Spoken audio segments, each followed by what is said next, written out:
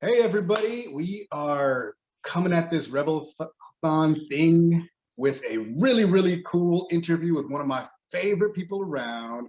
This is one of the architects of the High Republic Publishing Initiative. Really cool author who gave us things like dewbacks riding through the desert, like hacker Ewoks, like Yes. all kinds of good stuff. Give it Yes. up, Daniel Jose Older. It is I. Ooh, there was lightning just as I did that. That it was meant to be. Like It that was. was That is whosoever my power. possesses this mug, if he be worthy. Boom. Exactly. That's it. So I forgot to mention TikTok enthusiast. I It's am up but there. I am but a peon in the TikTok world, but I'm happy to be there. Right on, man. How are things going? I hear it's good weather down there. Yes, thunder and lightning. It's very dramatic. So I'm enjoying that. I have windows all around my office, so it's really cool. But yeah, things are good. I can't complain. I'm busy, but good busy. Good busy is good. Yeah. All right. So I'm going to hit you with a few questions. Obviously, I'm going to ask a lot about buckets of blood, but we're just going to have to take that as it goes. As it should be. Buckets of blood. Buckets of blood. Okay. Star Wars. Like, we all love Star Wars. Star Wars is why we're here today. So, like, what is it about the Star Wars universe that really brought you in as a fan? That's a good question. I think about this a lot because I've been a fan my whole life. So it's one of those things that's like a given. So it's hard to be, but just it still happened for a reason, right? There's a million things I could have been a fan of that I watched when I was a kid, like He-Man, that I'm not a fan of anymore. And here we are. But it's Star Wars that stuck. And I really do think that it has to do because, like, for me, I was talking about how like Jabba's palace is my foundational moment in Star Wars, right? Like, terrified me, and I was also in love. The Rancor specifically terrified me, right? But I was in love. I couldn't stop thinking about or watching that scene, and even more so when I saw the behind the scenes stuff where they're making the creatures. Like, I just wanted to be a creature maker, and I really do think it has to do with that it's that sweet spot where there's regular humans just hanging out casually with weird creatures, and they're different sizes.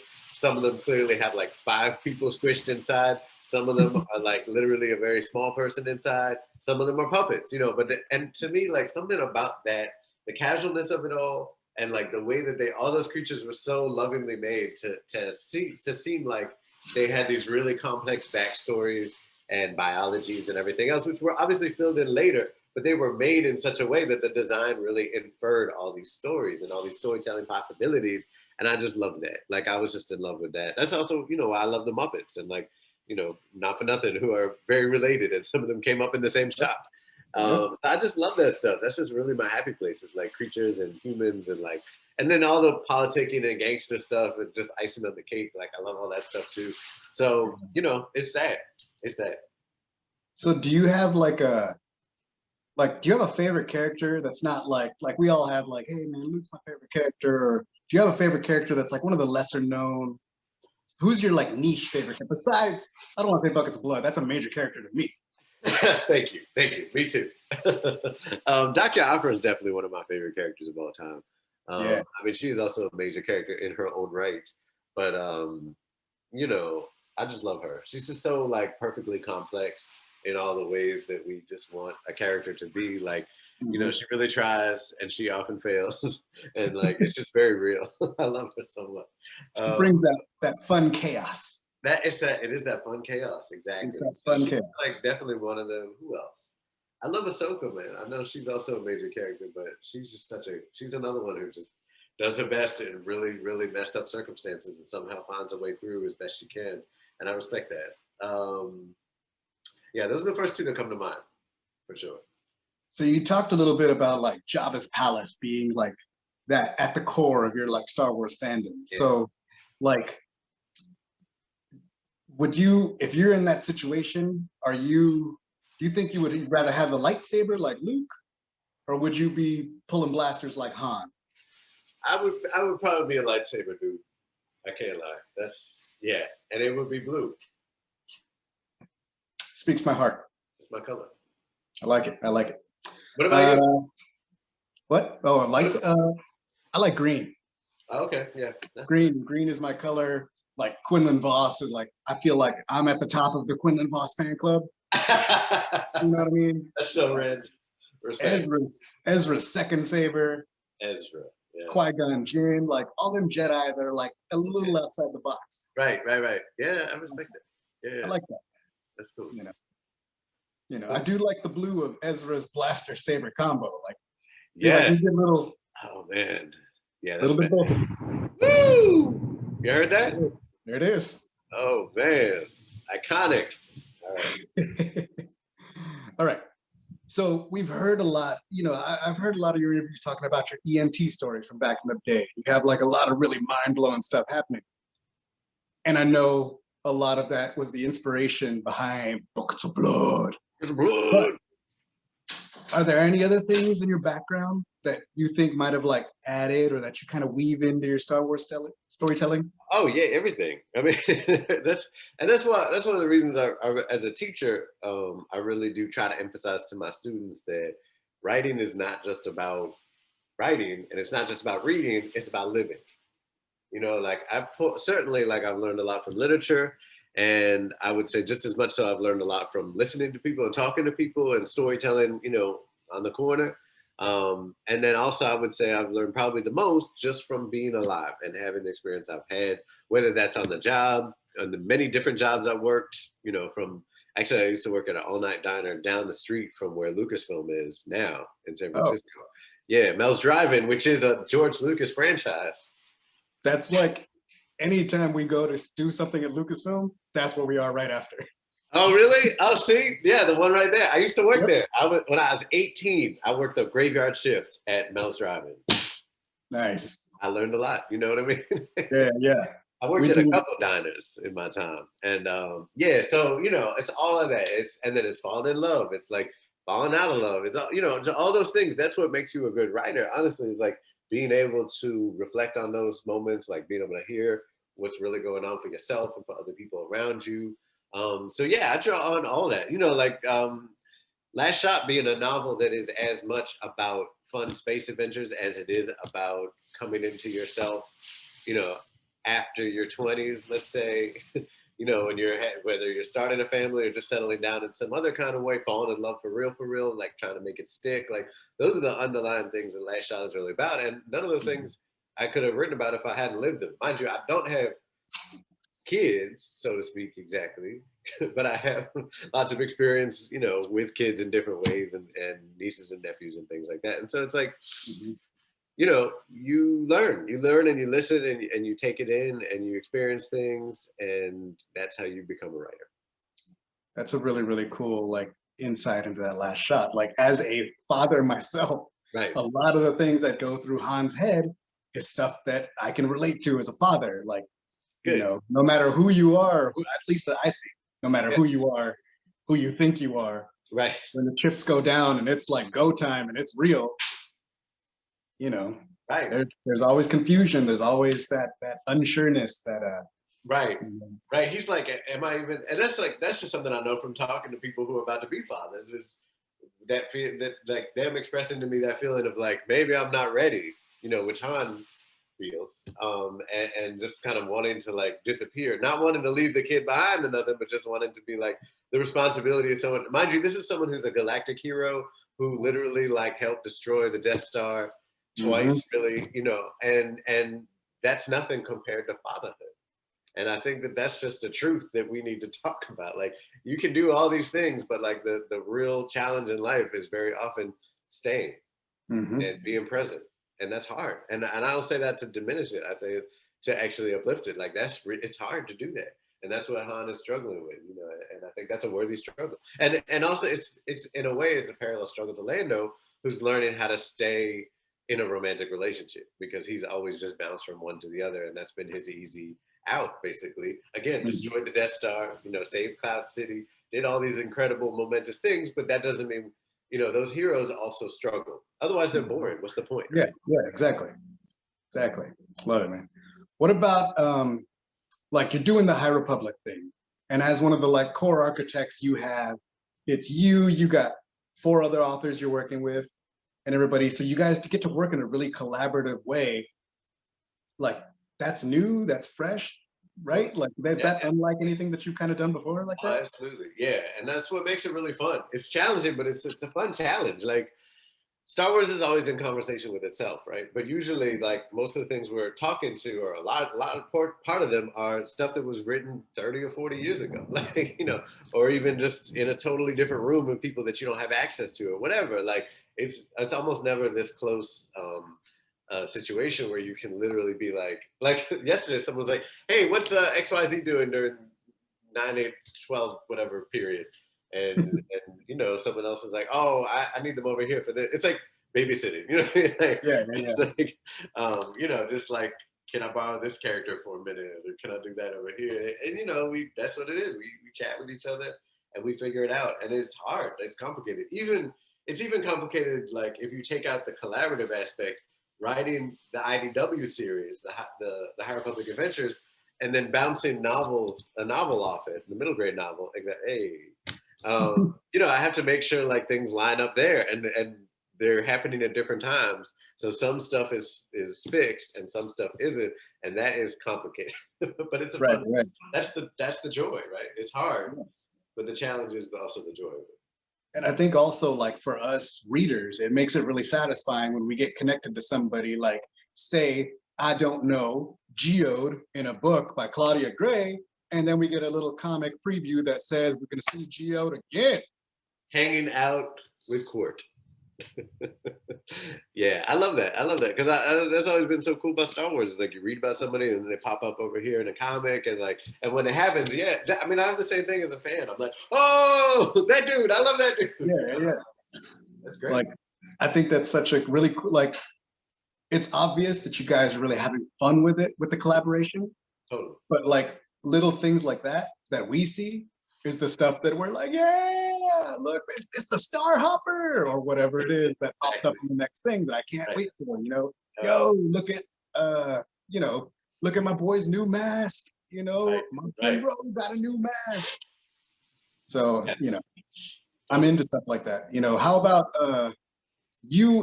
speaking of High Republic Adventures, you're giving us like Yoda in his hands throwing prime. Hands throwing prime. How is that experience like? How much fun are you having with Yoda right now? I think you can tell from what Yoda gets to do on the page how much fun I'm having, because it's first of all, I'm constantly writing him, even this deep into my Star Wars writing career, a couple years now. Like I'm still always like, they're never gonna let me do this, like constantly, and they constantly let me do it. So I'm always just like, woo! But I write it just being like in the issue. When does this air? We don't know. Okay. I think May, but I'm not sure. Like you said, May. I think it's May. Oh, okay. So in the issue that we'll have already seen by the time this airs, hopefully, otherwise I'll be shot. We get to see Yoda piloting a starfighter. I don't know if we've seen that yet. We maybe here and there. We've seen him flying around the galaxy for sure, but he's like flying into combat. Like he's a combat pilot, Yoda. And again, maybe it's happened. It could be. There's definitely things I haven't seen, although I try to see everything. But it's definitely a rarity. And when I was writing, I was like, are they gonna let me do this? Like Yoda is like in sequence with buckets of blood and like the others, and they like duking it out with the Nile in starships, and it's so cool. Okay, writing that down for my May checklist. But boom, get ready. It wasn't already on there. Yeah, I'm loving seeing Yoda jump into action with all the For once, Yoda's not the guy that's like, hold up. Like we gotta think this through real quick. He's like, let's do this. It's buckets of blood is holding Yoda back. Right. Exactly. This huge Chagrian dude is like, wait, let's think about this. Yoda's like, no, now. Look, he's a wily Yoda. I like it. Yeah. Okay. So you've done like the High Republic is your focus now, but you've also done some really, really cool things from a certain point of view. We talked about Last Shot a little bit, but like the certain point of view things kind of are the ones that really brought you to my attention in a weird way. That's cool. Because I'll go through a book like that. It's got 40 stories. Right. And as a reader, no matter who you are, you'll go through some of them and you'll be like, ooh, can't wait to read this one. And then you'll go like, right. Okay. Yeah. I'll put down the whole book and I'll be like, okay, a stormtrooper, book about a stormtrooper who rides a dewback. Sounds cool. Turns out that's the one that is my favorite thing in the universe for no reason other than that it's a stormtrooper who likes a dewback and it has like one of the most unique voices. So much so that it makes me look forward to all of your work because I know it's going to be a unique look into the universe in a way that we haven't seen before. I appreciate like, that.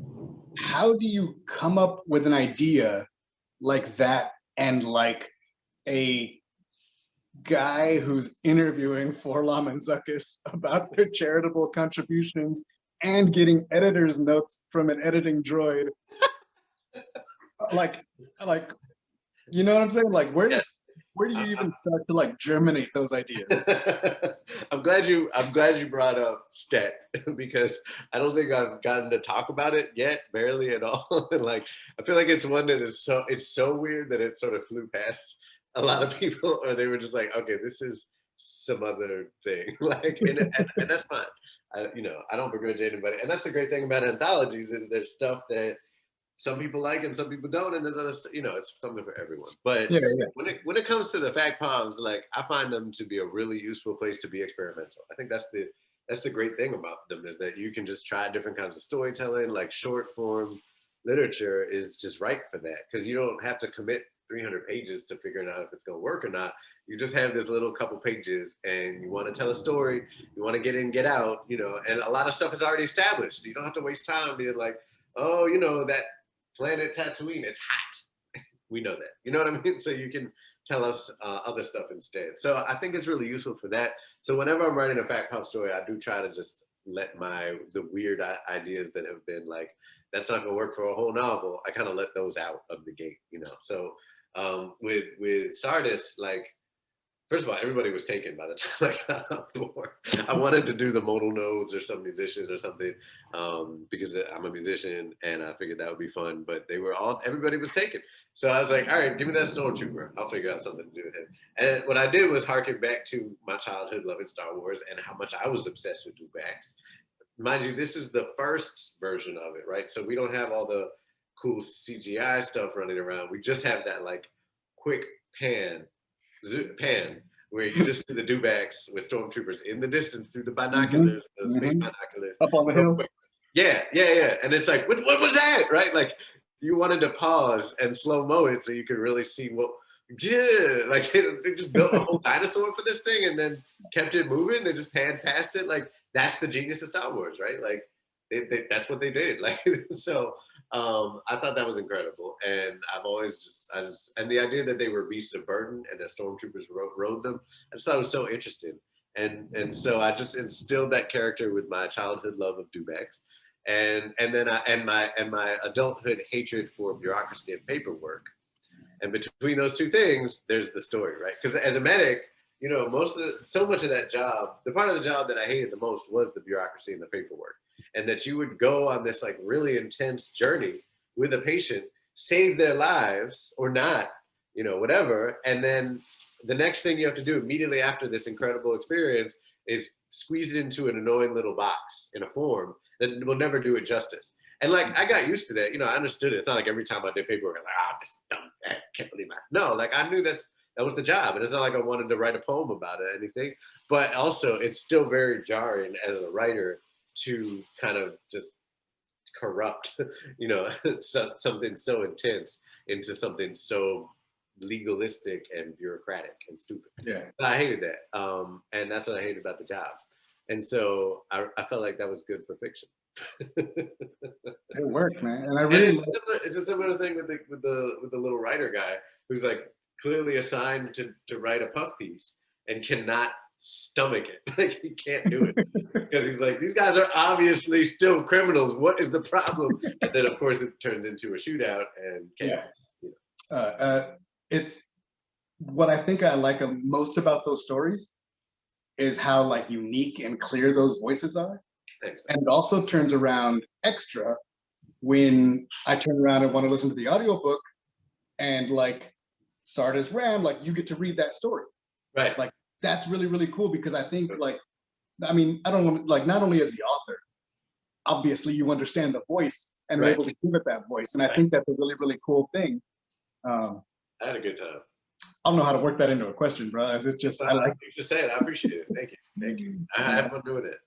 and the same thing for Last Shot, you know, it's Yeah, like, yeah. break it up into Although, three man, parts. I always say like doing anything next to Mark Thompson. That dude is such a genius. January and the Boy was great.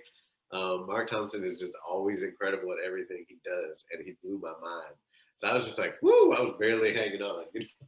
But I was glad they let me do it. You know, I had fun. Yeah, and it's really, really cool. And in that book, I like that it also differentiates. Like that's a book that jumps around.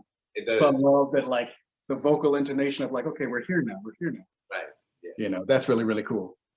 So dewbacks are really, really cool. But all of us about a year ago probably went through this High Republic launch video and how cool High Republic was going to be. And we all super slow-moed it and froze frames to see a board that says things we want in the High Republic, dinosaurs. A lot of us got hung up on it. I mean, do dewbacks qualify as dinosaurs in your professional opinion, sir? absolutely. First of all, yes. I think everything, basically all those creatures to me are dinosaurs, you know, in a good way. Like not in a bad way, but like they're the dinosaurs. It's just the dinosaurs never died out, right? Like that's what's so much fun about the galaxy far, far away is there are creatures of literally all shapes and sizes wandering around, again, casually, like it's no thing, you know, like Jabba. I don't know if I would call Jabba a dinosaur. He's a slug. But, you know, just the existence of Jabba changes so much just by how huge he is. And he's sentient, right? Like he has not just thoughts and feelings, he has a whole culture and a history. And I think that's so what sets Star Wars apart so much is that most of the time we see monsters and they're just there to be like, I kill you. You know, even if they're sentient, they're evil. That's it. They have no history. They have no culture. They're just bad. And or they're cute and they're just good, but they're still just flat, right? But like Jabba alone, like you can tell that there is a history to the Hutts, that there is a legacy there. There is like complicated politicking. Like there's nothing simplistic about the monsters of Star Wars. And that's why I think so many people have always just felt like this is something different. Yeah, definitely. I love, the culture and the like expanding of the stories of everything you see. And I like the idea that what you see implies that even without the story. Like you see Jabba, he's got tats. Like, so you know that there's like, you see he's got like, there's like symbols on his dais and all that. Like, even the history of the castle, it like used to be a monastery and like all this cool stuff. And like the monks are still kind of creeping around there. Like, it's so cool. I'm writing something with Hutts right now and I'm not allowed to say anything else. But that's really fun. Okay. How far do you think we can pull the dinosaur thread? Like, do you think, like, does a Sando Aqua monster, like that big one in Naboo, does that count as a? Yes. What about? I think all. Go ahead. I think the answer though is pretty much yes. Okay. Like the one that, oh god, what are they called? The Iowas that Kenobi rides on Camino, or like somebody rides on Camino, definitely. They swim and then they fly. Yes, total dinosaur. Yes, absolutely. Okay. The Boggarants on the Nile base ship that we meet in issue 3 of the High Republic Adventures. Dun dun dun. Dinosaurs. All I'm saying is I fulfilled my promise of dinosaurs. Good. And I'm not done yet. You hear that, everybody? Scoop. That? Prophecy fulfilled. Prophecy fulfilled and more to come. It's only the beginning. There are definitely more dinosaurs ahead. More and more dinosaurs. Yes.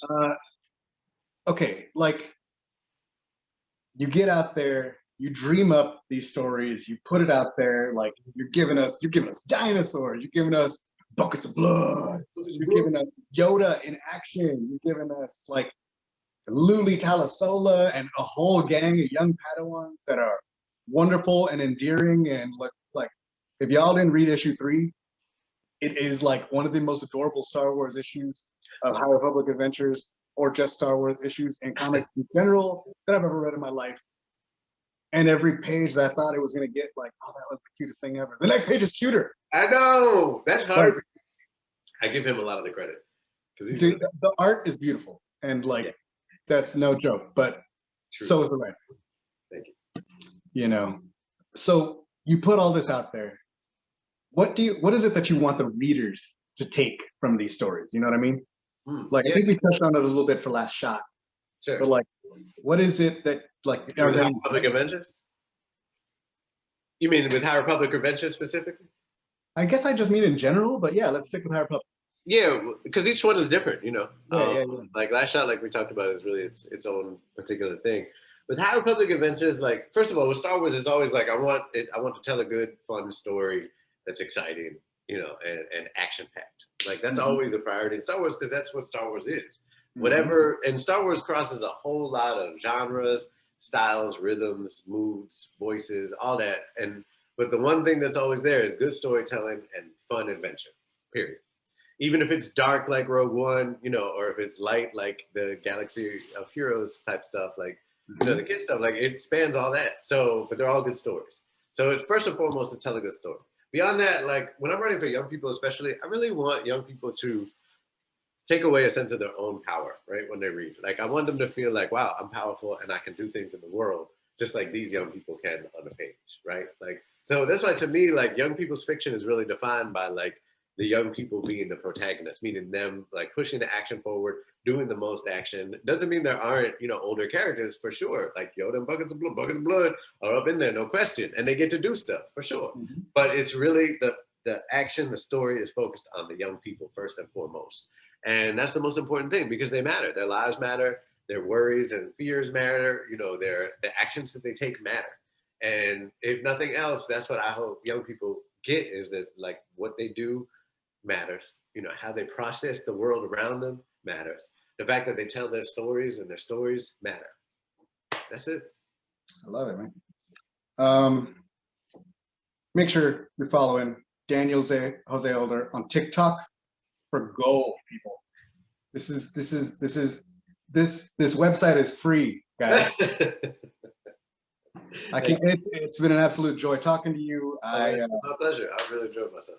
Yeah, man. Really, really. Once again, I love your work.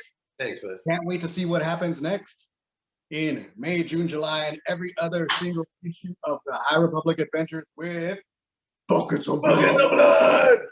Let me shout out Race to Crash Point Tower is coming out in June, and it ties in with Star Wars High Republic Adventures. So Lula Talisola is in it, Zine is in it, a bunch of characters from other parts of the High Republic galaxy are in it, and it crosses over with a lot of different things. Super cool. There is definitely dinosaur activity in that book, quite a bit, I would say. Also in August there's a day called Free Comic Book Day. And there will be an issue of the High Republic Adventures that comes out then that also directly ties into the book even more so than the regular stuff. So we follow, because Farzala and Court actually go off and do a separate thing in the same time period that Race to Crash Point Tower is happening.